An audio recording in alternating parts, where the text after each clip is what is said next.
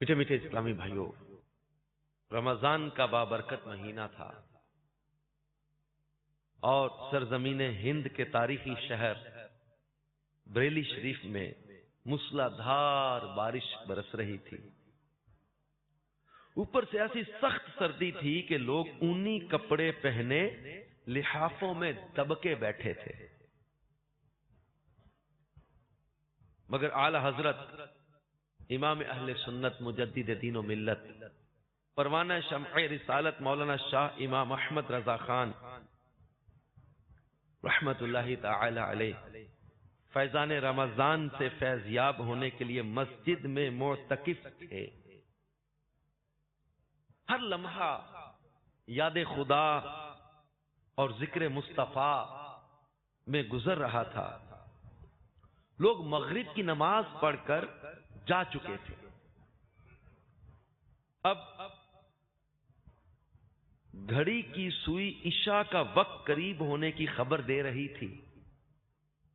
آپ رحمت اللہ تعالی علیہ کو نماز عشاء کے لیے وضو کی فکر ہوئی۔ ذرا سینیریو دیکھیں، پورا تصور میں لائیں، بارش، سخت سردی، لوگ لحافوں میں، اور سیدی اعلی حضرت کو وضو کی فکر ہوئی، مگر وہاں بارش کے ٹھنڈے پانی سے بچ کر وضو کرنے کی کوئی جگہ میسر نہیں تھی۔ مسجد میں کرتے تو فرش مسجد مستعمل پانی سے آلودہ ہوتا ہے اور باہر جا نہیں سکتے، کریں تو کیا کریں؟ مگر جسے اللہ عز و جل اپنے دین کے لیے چن لیتا ہے، اسے فہم و فراست سے بھی نواز دیتا ہے۔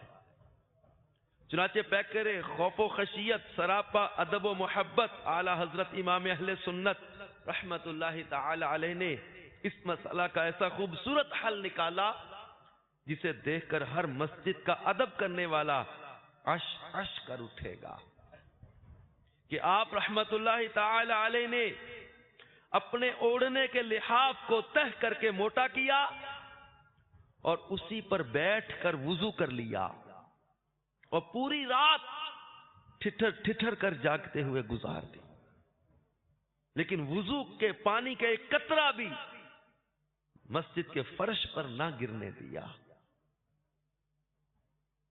میٹھے اسلامی بھائی اور مدنی چینل کے ناظرین، بیان کردہ واقعے سے اندازہ لگائیے کہ اعلی حضرت امام اہل سنت کے دل میں مسجد کے ادب و احترام کا کیسا جذبہ تھا کہ بارش اور سخت سردی کی رات میں خود تکلیف اٹھا لی، مگر مسجد میں پانی کا ایک قطرہ بھی گرنے نہیں دیا۔